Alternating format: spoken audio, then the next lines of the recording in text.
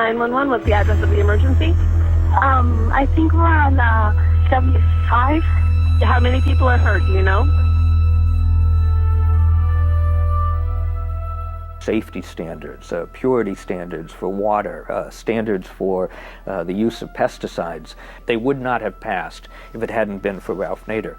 But his real legacy is about changing the way in which Americans think about the right to be safe from dangerous products. The simple knowledge that there's somebody to point to when someone tells you you can't fight City Hall, when someone says that money's so powerful, that politicians are so corrupt, there's nothing that one citizen can do, and you can just say, hey, would you forget Ralph Nader?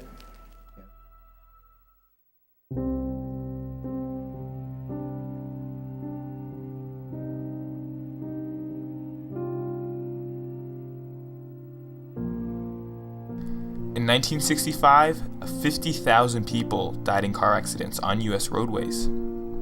Although safety equipment such as seat belts existed, the majority of American car manufacturers chose not to include them because of the additional cost.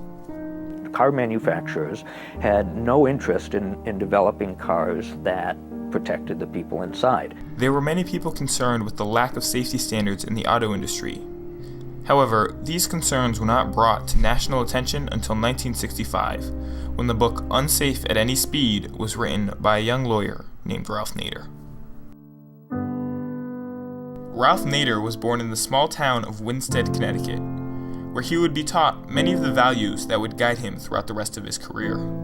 Ralph's experience in Winsted, Connecticut really shaped him. His father ran a restaurant where he listened to people talk politics. His family brought the kids around the dinner table and really insisted that they pay attention to the world about them in every way. I first became interested in auto safety because I hitchhiked a lot. And when you're picked up by truckers, sometimes you get to the scene of a horrible crash before the police and emergency personnel get there, and it is really a terrible, grisly scene. It got me interested in more crash-worthy cars, which means seatbelts today, airbags, padded dash, all the things that can make you escape serious injury even if you are in a crash. And I did a paper at Harvard Law School, which I turned into the book Unsafe at Any Speed.